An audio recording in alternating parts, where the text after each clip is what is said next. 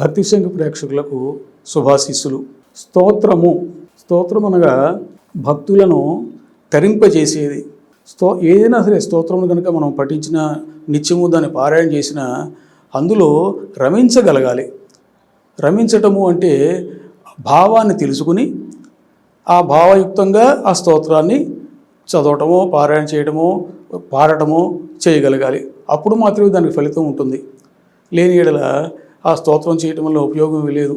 అనవసరంగా సమయం వృధా అవటము, ఎనర్జీ వేస్ట్ అవటము తప్ప వేరే ఇదిగా ఏమీ ఉండదు.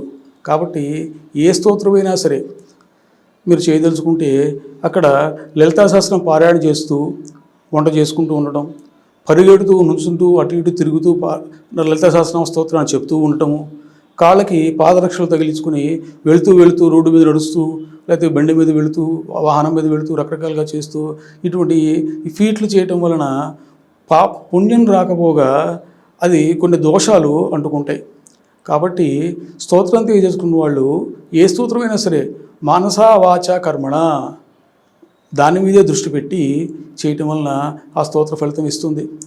ఉదాహరణకి విష్ణు సహస్రనామం పెడుతూ ఉంటారు, అది వింటూ ఉంటారు, మధ్యలో మాట్లాడేస్తూ అవతల వాడు ఏదో పిల్లలు ఏదో చేశారో లేదా ఎవరో వచ్చారో అది దాని మీద వెళుతూ ఉంటుంది. ఎప్పుడూ కూడా ఆ రకంగా చేయకూడదు. స్తోత్రం అనేది మన మనసుని అట్లా లయింపచేసేటువంటిది స్తోత్రం అవుతుంది.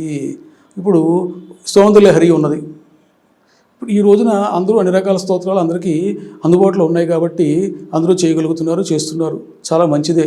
అది దానివలన ఒక వైబ్స్ అనేవి వస్తాయి. ఆ స్తోత్ర పాఠనం చేయడం వలన వైబ్స్ అనేవి వస్తాయి. వైబ్స్ అంటే ఏమిటి? తరంగాలు. ఆ తరంగాలంతా వ్యాపించడం వలన మన చుట్టూ ఉన్నటువంటి ఆరా ఏదైతే ఉంటుందో అది పరిశుద్ధమయ్యి నకారాత్మక శక్తి వెళ్ళిపోయి సకారాత్మక శక్తి రావాలి. మరి సకారాత్మక శక్తి రావాలంటే మనం చక్కగా స్తోత్రాన్ని పఠనం చేయాలి కదా. చేయకుండా మన ఇష్టానుసారంగా వెళ్ళకూడని చోట స్పీడ్గా వెళుతూ, ఆపకూడని చోట ఆ పదాన్ని మొక్కలు చేస్తూ ఈ రకంగా చేయటం వలన ఆ స్తోత్రం వల్ల వచ్చే ఫలితం రాకపోగా ఆ దేవీ దేవతల యొక్క ఆగ్రహానికి పాత్రలు అవుతారు. కాబట్టి మీరు ఏదైనా చిన్న స్తోత్రమే ఎంచుకోండి, మీ చేతనైందే ఎంచుకోండి, చేసుకోండి.